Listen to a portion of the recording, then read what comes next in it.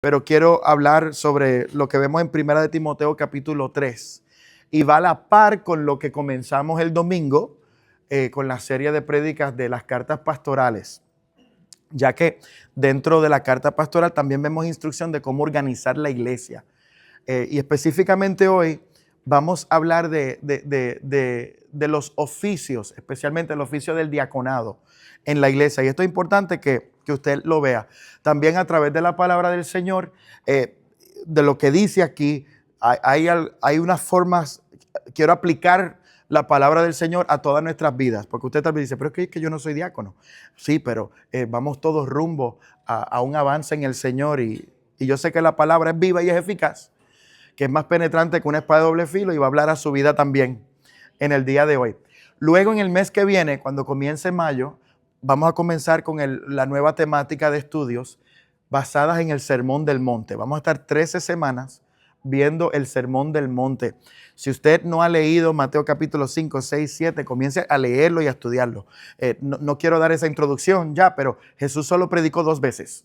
En todos los evangelios, predicó 2 veces. Lo demás fue todo enseñanzas, pero hay 2 predicaciones, dos veces que sabemos que él predicó. Y uno de esos es el conocido Sermón del Monte y predicó de tantos temas. Así que vamos a desempacar lo que el Sermón del Monte nos dice. Yo sé que eso va a impactar a sus vidas. Así que por favor, planifique estar con nosotros en este tiempo muy lindo de estudios bíblicos que vamos a tener.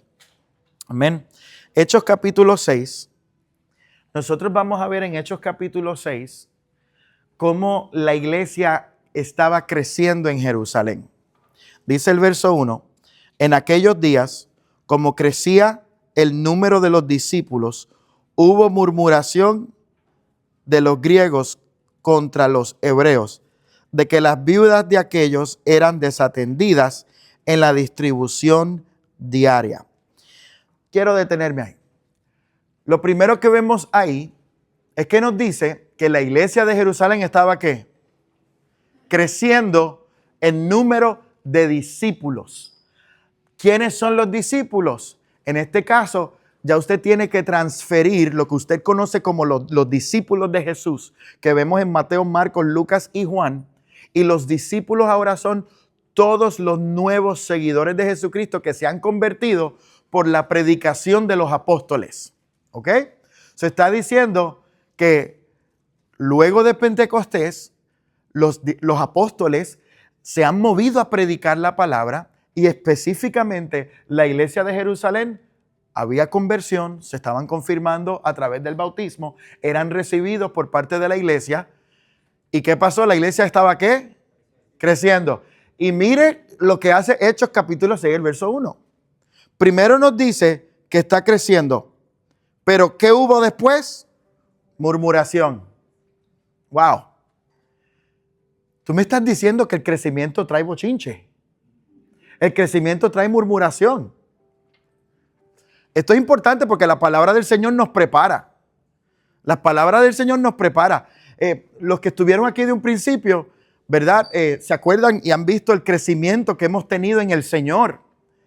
Pero con el crecimiento, si no manejamos bien el crecimiento, comienza a haber murmuración. Y en el caso de la iglesia de Jerusalén, la murmuración era porque veían que los apóstoles no estaban cuidando de todos los discípulos de la iglesia.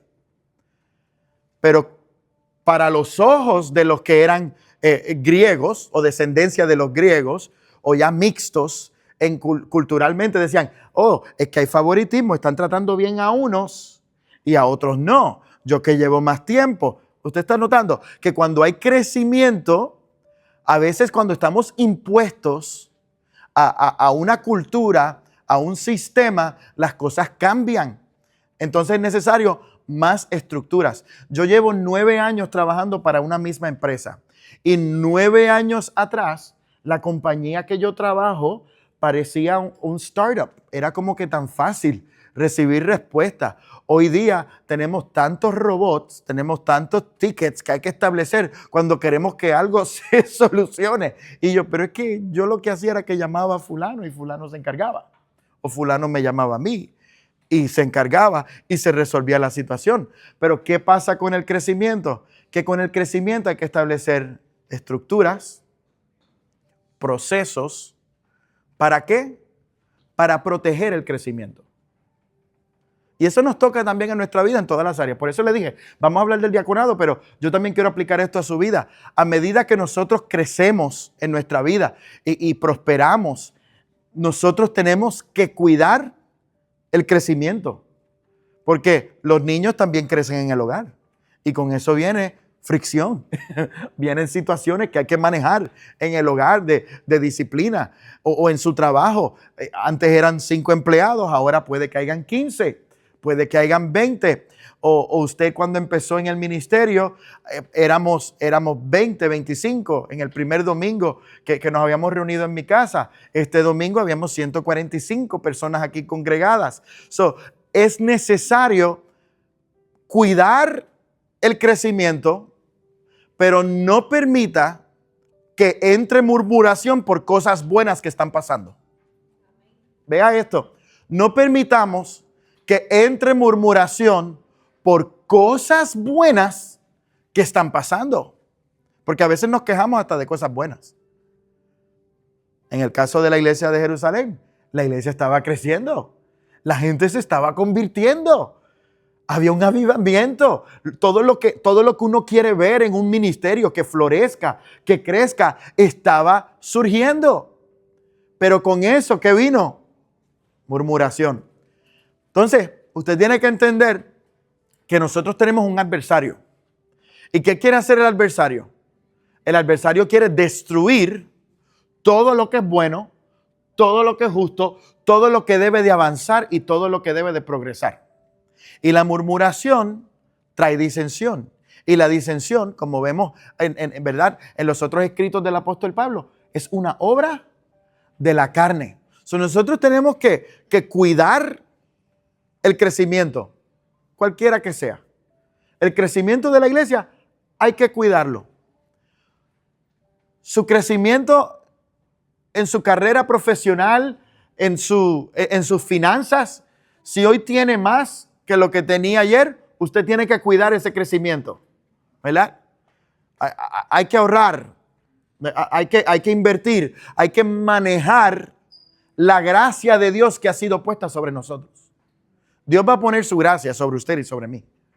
Pero me toca a mí y a usted en su vida manejar la gracia de lo que Dios le ha dado. Porque Dios le ha dado a usted algún talento, alguna habilidad que permite que usted en su campo, en su mundo, en su entorno o aún dentro de la iglesia, que usted sobresalga de los demás. Y eso es bonito. Cuando usted descubre lo que usted tiene, que es ese depósito de parte de Dios que le permite a usted prosperar. Pero cuide el crecimiento. Cuide el crecimiento. En este caso hubo murmuración de los griegos contra los hebreos. O sea, empezaron a levantar grupitos. Nosotros tenemos que cuidarnos. Porque queremos crecer, pero crecer como una familia. Y no crecer en grupos que tienen diferentes opiniones que no se unen bajo la armonía del Espíritu Santo de Dios, sobre todas las cosas, porque estamos aquí con un propósito. Entonces, de los griegos contra los hebreos, de que las viudas de aquellos eran desatendidas en la distribución diaria. Usted tiene que entender algo de Jerusalén en el primer siglo. Si usted era judío y usted vivía lejos, usted tal vez por algún motivo, cuando era más joven, se inmigraba al norte o se iba a otro lugar. Pero ya cuando eran ancianos, regresaban a Jerusalén las parejas ancianitas, porque su deseo era ser enterrados en Jerusalén por motivos que tenían que ver con lo del seno de Abraham y todo esto. Todos querían estar en Sión. En Jerusalén, en las sinagogas y aún la iglesia primitiva, había una alta presencia de viudas. Por eso mismo, por causa de la inmigración. Por eso es que en mucho tiempo vivieron lejos, ahora vivían aquí. Por eso esto es un problema bien peculiar. Por eso nosotros como iglesia tenemos que entender el entorno de nosotros y servir el entorno donde estamos viviendo. Muy bien. El martes que viene, por primera vez en este año, el grupo de Caridad Alcance vuelve a la casa Ronald McDonald. ¿Por qué? Porque se supone que nosotros, como iglesia donde estamos plantados, veamos dónde están las áreas de necesidad. Y nosotros alrededor de donde estamos plantados tenemos 1, 2, 3, 4, posiblemente ya 5 hospitales alrededor de nosotros. 3 de ellos especializados. ¿Qué le quiere decir a usted? Que nosotros en nuestra comunidad estamos rodeados de gente que está enfrentando situaciones críticas de salud. Y por eso, nosotros entendiendo nuestro entorno, hemos tocado la puerta de la casa Ronald McDonald y allí va a estar la iglesia Familia de Fe preparando cena para todos esos padres que tienen a sus hijos en el hospital, en una situación crítica y ellos se están quedando ahí viviendo. Amén. La iglesia tiene que saber. Entonces, en el caso de la iglesia de Jerusalén, eran las viudas, porque había muchas viudas en esa área. Nosotros nos toca ver donde Dios nos ha plantado y usted ver donde usted también vive y cómo yo puedo servir a la comunidad donde yo estoy. Amén. Entonces, podemos ver que había una situación de las viudas desatendidas en la distribución diaria, porque la iglesia suplía necesidades. Entonces los 12 convocaron y la multitud de los discípulos y dijeron, no es justo que nosotros dejemos la palabra de Dios para servir a las mesas. Los apóstoles estaban bien enfocados en la enseñanza y en la predicación y en el discipulado de los nuevos convertidos. Buscad pues, hermanos, de entre vosotros a 7 varones de buen testimonio, llenos del Espíritu Santo y de sabiduría, a quienes encarguemos este trabajo. Y nosotros persistiremos en la oración y en el ministerio de la palabra. Otra cosa del crecimiento. El crecimiento no es licencia para reemplazar una tarea por otra. ¿Ok? En su vida. El crecimiento no es una licencia para yo abandonar una tarea por otra, sino que tengo que asegurarme que podamos suplir esta necesidad, pero a la misma vez mantenerme en lo que verdaderamente trae el crecimiento. Brinque conmigo al verso 7. Lea usted ahí donde está la primera frase. Léala en voz alta mientras la lee. ¿Qué es lo que crece? ¿Por qué crecía? Porque había gente enfocada en predicar, enseñar y discipular. Si no se seleccionan a estos 7 para el cuidado de la iglesia de Jerusalén, ¿qué hubiese pasado con los apóstoles? Pues déjame bajar. Hoy tengo que suspender la clase de discipulado. Hay que suspender el culto del miércoles, el día de la enseñanza, ¿verdad? Para atender esta situación. Entonces, ¿qué surge? El crecimiento se detiene. ¿Qué es lo que crece? La palabra. Hechos 6 nos dice que el que crece es la palabra. ¿Por qué dice que la palabra crece? Porque el fruto de la palabra es el que crece. Yo quiero retar lo que nosotros hablamos de crecimiento en el día de hoy. Nosotros, en ambiente de iglesia, en ambiente de trabajo, en ambiente de su vida, sus finanzas domésticas también, hablamos mucho de crecer. Que si hoy estábamos aquí, que mañana estemos aquí. Si el domingo hubieron 140, que el próximo hayan 150. Si tenía $10 en el banco, que tenga 20 en el banco. Que si llegué de esta posición, que ahora suba para la próxima posición. Así es todo en nuestras vidas, ¿verdad? Si saqué B en el examen la semana pasada, que saque A en la próxima. Pero la que tiene que avanzar verdaderamente es la palabra. La que tiene que crecer. Si yo quiero cambiar de tu mente una palabra en el día de hoy. Para los que están tomando notas. En vez de crecer, preocúpate por avanzar. En vez de crecer, vamos a preocuparnos más por avanzar. Porque crecer se trata de tener más. Avanzar se trata de llegar a una meta. Y a veces creemos que yo llegar a mi meta, yo llegar a lo que yo quiero para mí, para mi familia, para mi iglesia, se trata de tener más. Y muchas veces lo decimos, si yo tuviese más dinero, si yo tuviese una promoción, si yo ganara tanto, si yo tuviera tanto, yo pudiera hacer esto. Pero en el Señor, ¿qué pasaría si en vez de yo querer más, me enfoco más en avanzar? El apóstol Pablo dijo, prosigo a la meta. Estoy enfocado en un blanco. Y ese blanco es lo que me dirige, es lo que me impulsa todos los días, porque ahí es donde yo quiero llegar. Entonces, yo quiero que en el día de hoy, porque nos enfocamos tanto en números y a veces vemos el verso bíblico y lo sacamos fuera de contexto, y por sus frutos los conoceréis, y estos son los frutos, más, que hay más, que hay más, que hay más, cuando la realidad es que el Señor quiere que usted avance, que avancemos en nuestra relación con Él, que nos acerquemos más a Él, que conozcamos más de su palabra todos los días, porque se trata de que aquí estoy yo, aquí está el propósito de Dios. ¿Cómo yo puedo avanzar, alcanzar las promesas que Dios tiene para mí y para mi familia? Así que en el día de hoy yo quiero retarte de que en vez de crecer, vamos a avanzar. Amén. Vamos a avanzar, vamos a caminar. ¿Por qué? Porque a veces creemos que no podemos, porque me falta. Pero la realidad es que tenemos la ayuda del Espíritu Santo de Dios. Tenemos a Dios. Tenemos al Rey de Reyes, tenemos al dueño de todas las cosas a favor de nosotros, de nuestro lado y en nosotros. Por lo tanto, yo creo que es tiempo para todos los que estamos aquí a que avancemos a la meta que el Señor quiere para cada uno de nosotros.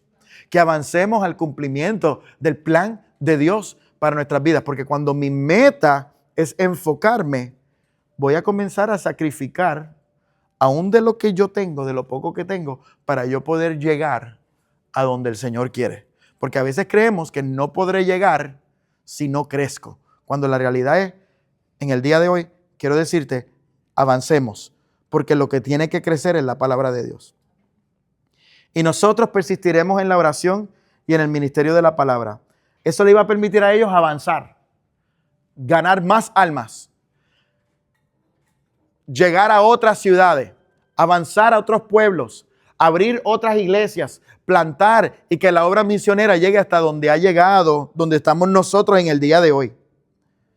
Agradó la propuesta a toda la multitud y eligieron a Esteban, varón lleno de fe y del Espíritu Santo, a Felipe, a Prócoro, a Nicanor, a Timón, a Parmenas y a Nicolás, prosélito de Antioquía, a los cuales presentaron ante los apóstoles, quienes orando les impusieron las manos.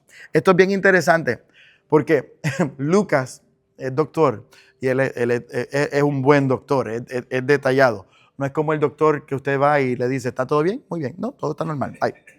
Lucas es el doctor que usted le gustaría hacer una cita con él porque nos da esos detalles. Él nos da esos detalles. Entonces, yo me río porque dice Parmenas y Nicolás, prosélito de Antioquía. Podemos ver que a quienes escogieron eran los hebreos griegos. ¿Quiénes eran los que estaban murmurando? Los griegos. ¿Y qué hicieron los apóstoles? Pues mira, vamos a poner de ustedes mismos. O sea, a veces decimos, pero es que yo no lo traje a la luz para que me dieran el cargo a mí. Yo no lo dije para que me dieran a mí la tarea ni la asignación. No, aquí se cumple de un principio que Dios es el que pone en cada uno de nosotros el querer y el hacer. ¿Cómo presentamos las cosas? Porque a veces estamos presentando cosas de murmuración cuando verdaderamente es un llamado de parte de Dios para nuestras vidas. Porque el Señor nos está preparando para una asignación y para una tarea que quiere que nosotros hagamos. Amén. Amén. A los cuales presentaron ante los apóstoles, quienes orando le impusieron las manos. Y crecía la palabra del Señor y el número de los discípulos se multiplicaba grandemente en Jerusalén. También muchos de los sacerdotes obedecían a la fe. Podemos ver también aquí algo bien importante, porque mucha gente a veces no entiende. Vemos de un principio la imposición de manos. ¿Usted está viendo esto? Esto no es denominacional. Esto no tiene que ver con concilios en estos tiempos. Lo vemos que la iglesia primitiva imponía las manos. y recibían el Espíritu Santo. Y decía que el lugar temblaba. Y decía que hablaban en otras lenguas. Y también al que era ungido, al que era ordenado para una tarea y para un ministerio, a través de la imposición de manos, recibían el cargo y la responsabilidad delante de toda la iglesia. Y créalo, que eso tiene un efecto en su vida cuando sucede, porque comenzamos a sentir y a percibir la carga del llamado de Dios y de la responsabilidad que está sobre nuestros hombros. Así que podemos ver eso. Entonces, lo que sucedió fue que la palabra del Señor crecía y el número de los discípulos se multiplicaba grandemente en Jerusalén. O sea, hubo que establecer estructura para que el crecimiento sea aún más grande y aún más continuo. Por eso es importante que nosotros veamos nuestros procesos en todas las áreas de nuestra vida para prepararnos para una ola de crecimiento. Nosotros tenemos que estar preparados para recibir las visitas, tenemos que estar preparados para compartir el evangelio, preparados para dar una Biblia al que no tiene una, porque el hit es cuando alguien dice, yo quiero a Cristo. El jonrón es cuando años después los vemos perseverando y alabando al Señor. Pero el problema hoy día es que nos encanta el hit y nos quedamos en el hit y nos vamos para la casa y tantos por ahí que publican, hoy se convirtieron 10, hoy se convirtieron 5, hoy pasó esto y pasó lo otro. Eso es un hit. El jonrón es el día que estemos delante del Rey de Reyes y Señor de Señores. Y ese que un día entró por esas puertas cargado, esté con nosotros en la eternidad con el Señor. El trabajo en la iglesia y con las almas y con las vidas no terminará hasta que suene la trompeta y el Señor diga, vengan todos los que vinieron a mí y los que fueron fieles a mí. Amén. Así que nos toca como los apóstoles persistir en la palabra. Persista. Hace tiempo que usted no ve a alguien. Persista en la oración. Persista en la llamada. Persista tocándole la puerta, dejándole saber que hace falta. ¿Por qué? Porque el hit no es ese momento de encuentro. Ese es un momento crucial en la vida de esa persona. Pero en nuestra tarea como iglesia, el trabajo siempre va a ser continuo. Siempre va a ser continuo. Entonces, vamos a ver el avance del Señor. Amén. Así que, vamos a avanzar. Vamos a enfocarnos en avanzar en el Señor. Este pasaje bíblico de Hechos 6 nos enseña por qué hacía falta y para qué servían los diáconos en la iglesia. Ahora vamos a la carta pastoral. Vamos a 1 de Timoteo capítulo 3. Antes de hablar de 1 de Timoteo capítulo 3, yo quiero hablar un poquito, porque entiendo que hay mucha gente nueva en la iglesia y a mí me interesa muchísimo cómo era la iglesia primitiva organizada y lo que la palabra enseña. Podemos ver que los apóstoles estaban a cargo de la enseñanza, del discipulado y de la predicación. Y cuando la iglesia creció y hacían falta otros ministerios, se asignaron diáconos para el cuidado y la atención de las ovejas. Muy bien. Ahora, en 1 de Timoteo, en 2 de Timoteo, también en Tito, usted va a ver unas palabras que se usan intercambiables. Muy bien. Y usted tal vez las ha escuchado. Pastor, presbítero, obispo, anciano. Pastor, obispo, presbítero y anciano. Estas 4 palabras bíblicamente significan una misma función. ¿Ok? Pero cada una de ellas, dentro de lo que es su palabra original griega, nos da un rol un poquito distintivo de lo que es la tarea del pastor. ¿Ok? Quiero empezar ahí para que usted entienda. Por ejemplo, dentro de la palabra presbítero nos habla en el original griego administrador. Bajo la palabra obispo habla de supervisor. ¿Ok? Y la palabra pastor nos habla de cuidado.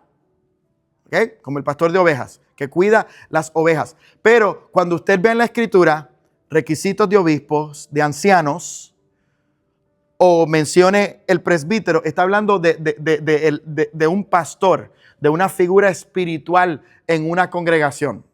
Y podemos ver esa multiplicidad de ancianos en las iglesias, de pastores y de presbíteros en todo esto. Yo quiero que usted entienda esto. La iglesia primitiva era dirigida por los apóstoles que caminaron con Jesús. Y ellos habían seleccionado, luego de la imposición de manos, luego que la iglesia, como yo les dije el domingo, ¿se acuerdan el testimonio de Timoteo? Que llegó a Listra, Pablo, y le dijeron, aquí hay un muchacho Timoteo que ama a Dios, alaba a Dios en el culto, es un ejemplo a toda la congregación. Él se lo lleva en un viaje misionero, participa de mentoría ministerial con el apóstol Pablo y termina siendo el pastor de la iglesia de Éfeso, a quien él le escribe en Timoteo. Yo quiero que usted vea eso. Ahora, la palabra anciano, quiero hablar específicamente de esa. Antes de ir al capítulo 3, quiero que vaya al verso 17 del capítulo 5. Habla de los ancianos, que es otra palabra para pastor o presbítero, obispo, anciano. Ya eso lo expliqué. Los ancianos que gobiernen bien sean tenidos por dignos de doble honor, mayormente los que trabajan en predicar y enseñar. Se está diciendo que hay dos tipos de ancianos en la iglesia. Usted lo puede ver ahí. Hay dos tipos de ancianos. Está diciendo los ancianos que gobiernan bien y luego dice especialmente los que trabajan en predicar y enseñar. En la iglesia hay ancianos que ayudan a administrar la iglesia. Hoy día, bajo nuestra estructura de iglesia, esos ancianos serían la junta administrativa de la iglesia. ¿Ok? Que funcionan administrativamente en la dirección de la iglesia. Para que usted vea cómo nosotros tomamos lo que vemos en la iglesia primitiva y cómo nosotros lo adiestramos para nosotros estructurarnos en el día de hoy. Y luego tendremos, ¿verdad?, otros que predican y enseñan en la palabra del Señor. Ahora, vamos al capítulo 3. Quería darle ese paréntesis para que usted entienda todo esto, porque no sé si todos los domingos voy a poder cubrir todo lo que dice las cartas pastorales, pero es muy bonito y quiero que la iglesia sea educada. Pero 1 Timoteo 3, usted va a encontrar en los versos 1 al 7 los requisitos del obispo, del pastor, y luego el del verso 8, donde comienzan los requisitos de los diáconos. Al usted leer los versos 1 al 7 y luego del 8 al 15, usted no va a ver mucha diferencia en los requisitos. ¿Ok? Vamos a ver los requisitos de los diáconos. Los diáconos asimismo deben ser honestos, sin dobles, no dados a mucho vino, no codiciosos de ganancias deshonestas, que guarden el misterio de la fe con limpia conciencia. Y esto también sean sometidos a prueba primero, y entonces ejerzan el diaconado si son irreprensibles. Las mujeres asimismo sean honestas, no calumniadoras, sino sobrias, fieles en todo. El original en el verso 11, ¿ok? En griego. En el verso 10 nos habla del diácono, varón. Y en el original griego dice diaconisa.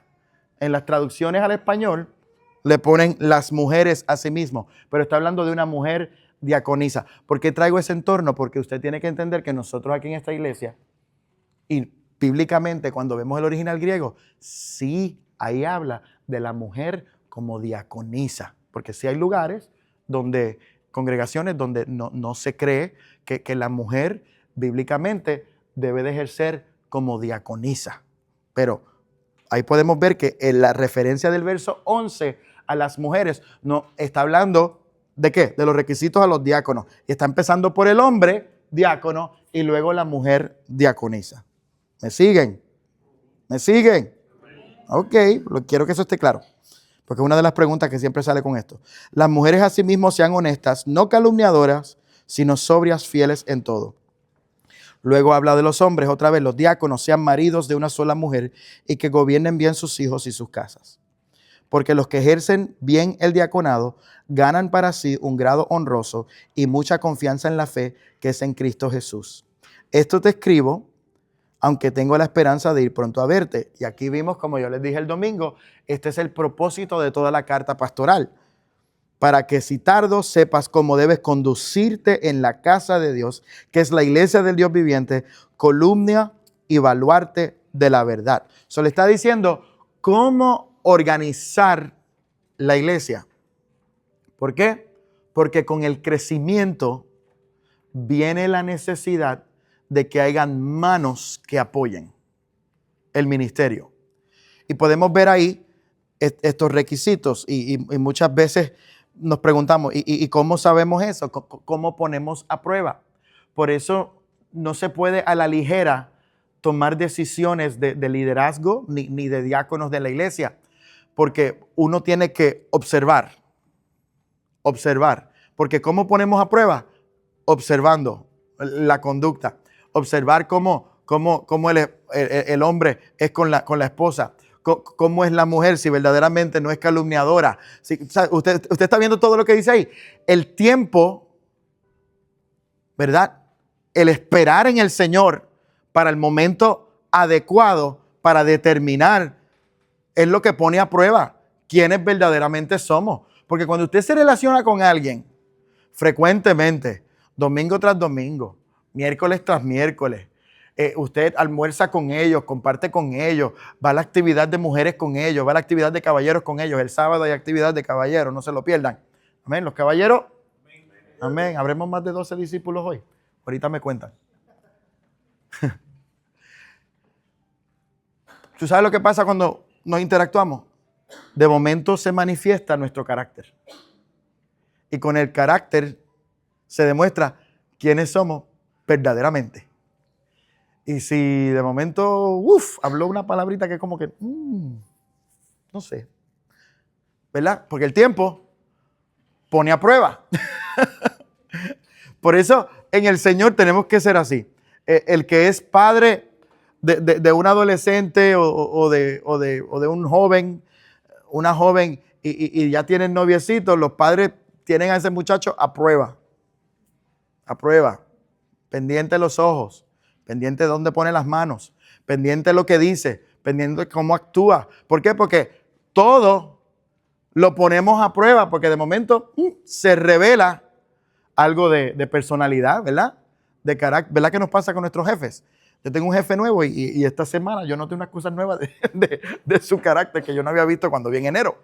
¿Por qué? Porque mientras más uno se relaciona, y tal vez él dirá lo mismo conmigo, ¿verdad? Mientras más nos relacionamos con alguien, comienzan a salir lo que necesitamos ver. Y qué bonito cuando en ese tiempo la gente demuestra ser que verdaderamente aman a Dios, que verdaderamente demuestran y dan testimonio, y el Espíritu confirma al Espíritu de que son llenos del Espíritu Santo. Amén. Y entonces, de esa forma nosotros podemos decir, y luego la iglesia, porque la iglesia tiene un papel bien importante en esto. La iglesia cuando comienza a decir, Dios te usó. Wow. Es que cuando el hermano habla o la hermana habla y todas esas cosas, la iglesia tiene que estar pendiente y más el pastor, porque entonces de esa forma podemos poner a prueba el carácter de la gente y ver el comportamiento. Pero si vienes a murmurar y vienes a chismear y vienes a quejarte o se despide el culto y te vas para tu casa y no saludas a nadie, se va a hacer bien difícil ver lo que es necesario para nosotros servir en la obra del Señor. So, estamos viendo que sí, hay que poner las cosas a prueba. A nuestros hijos tenemos que observarlos. Y cuando vemos cosas en el carácter fuera de orden, nos toca corregirlos. Nos toca estar pendientes para poner a prueba ¿verdad? Ese carácter y ver si lo que decimos que leemos y estudiamos y aprendemos, si verdaderamente lo estamos poniendo en práctica y para beneficio de toda la iglesia. So, vemos 3 criterios resumidos en Hebreos capítulo 6. Nos dice que deben de ser de buena reputación. Deben de tener un buen testimonio en la iglesia. Y esto es algo no tan solo para los diáconos. Todos aquí yo creo que necesitamos una buena reputación, ¿verdad? Que si decimos sí, el sí es sí y el no es no. Valorados eso significa ser valorados positivamente por quienes los rodean. Eso es bien importante.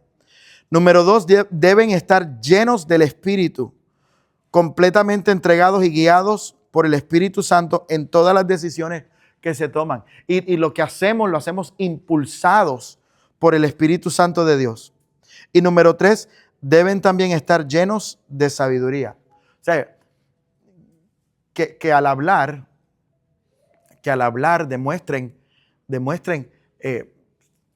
que se ha pensado, que se ha tomado un buen juicio.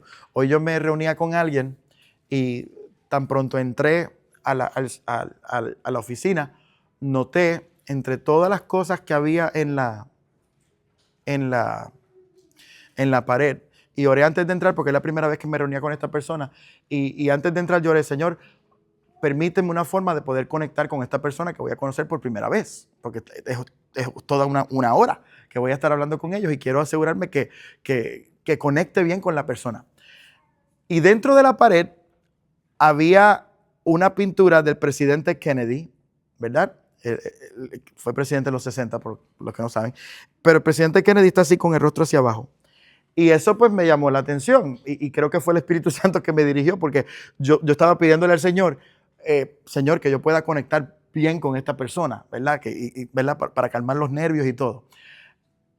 Y dije en una: I have to ask you, why is Kennedy in the wall? Entonces le pregunté, tengo que preguntarte, ¿por qué está Kennedy en la pared? Y él dijo: siempre me llama la atención la política, y cuando estudié en escuela superior, en la universidad, el que era compañero mío del dormitorio de la universidad, su padre trabajó en el gabinete de Kennedy, ¿verdad? So, esta pintura me gusta porque es la única pintura de un presidente que no está mirando a la cámara, sino que está mirando hacia abajo de una forma de reflexión. So, dice que él era una persona juiciosa, habla de tener buen juicio. So, en cada promoción que yo he tenido en mi vida, lo primero que yo pongo en la oficina es esa pintura. Y lo último, cuando me he movido de una a otra, después que saco todo, lo último que saco es eso, y es lo primero que yo pongo. ¿Por qué? Porque siempre quiero acordarme de la necesidad de pensar en todo, considerarlo todo, antes de tomar una decisión. Eso es sabiduría.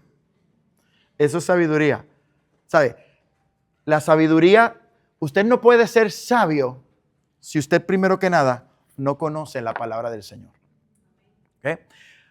Para yo llegar a una sabiduría íntegra, primero que nada, yo tengo que conocer y leer la palabra del Señor y escudriñarla todos los días.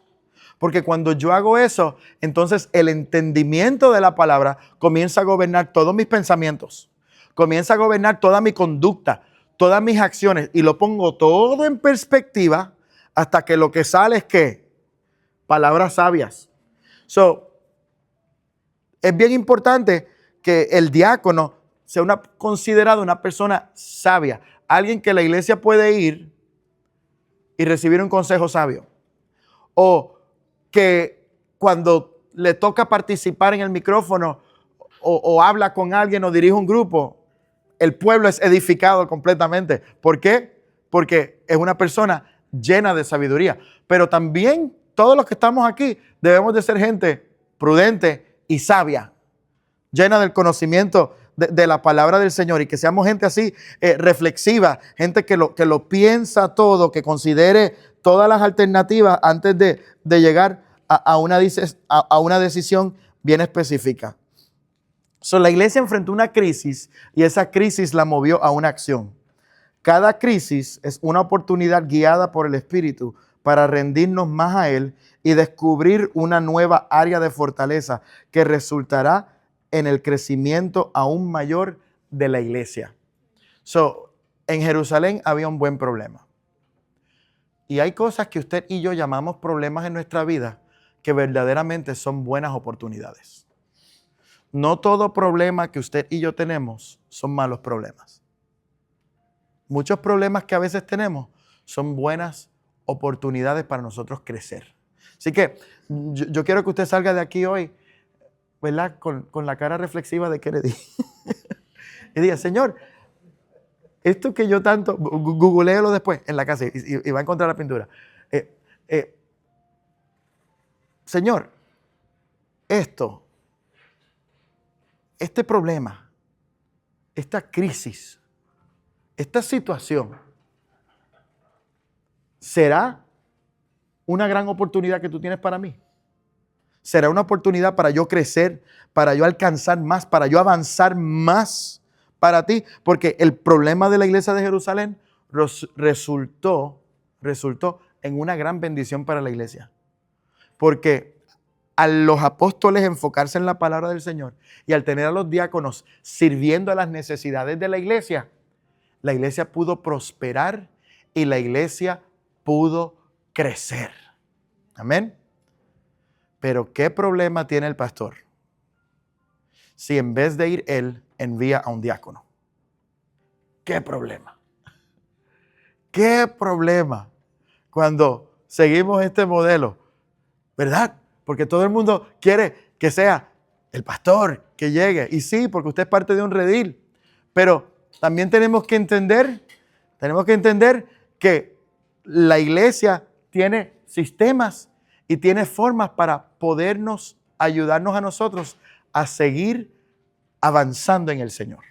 Así que siempre vamos a hacer todo lo posible de llegar. Pero el crecimiento nos lleva a nosotros ahora a plantar un equipo de diáconos aquí en la iglesia.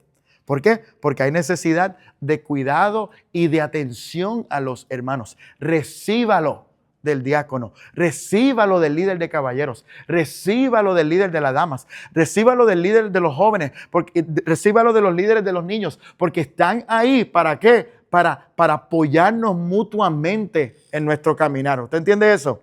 Porque como iglesia tenemos una tarea que queremos sobrellevar. Otras cosas que nos dice es que no deben de ser dobles. No deben de ser dobles. Y aquí la palabra griega original dice que no sean gente hipócrita. O sea, gente íntegra, gente de verdad. El término verdad, dilogos, es un adjetivo que significa discurso hipócrita o insincero debido a equivocación o falsedad. El sentido bíblico de esta expresión es que no sea de doble lengua, o sea, de una, ¿verdad?, de dos diferentes palabras. Que aquí dice una cosa y que allá dice otra. Esa verticalidad que debemos de tener dentro de la iglesia, afuera, en el pasillo, en el supermercado, en su tienda favorita, donde quiera que usted se encuentre, que nosotros mantengamos esa postura en quienes somos y en las cosas que decimos. Lo otro que dice es que sean irreprensibles, que no puede ser llamado a rendir cuentas, o que cuando entra una acusación le pasa como le pasó a Jesús, porque a Jesús lo arrestaron y luego los testigos no estaban. El pobre estuvo toda esa noche de casa de Caifás a casa de Herodes, a casa de Pilato, a casa de Herodes, a casa de Pilato, porque fue hallado irreprensible, pero aún siendo hallado irreprensible fue a la cruz por nosotros. Alabe a Dios por lo que Él hizo por usted, porque no era su lugar, era nuestro lugar y Él tomó ese lugar por cada uno de nosotros. Estamos viendo aquí esa labor que necesita la iglesia. ¿Por qué? Porque hay un cuidado y hay un trato. Entonces, nosotros a veces, ¿verdad?, pues podemos ver todo esto y decimos, Señor, ¿cómo yo puedo crecer? ¿Cómo yo puedo servir?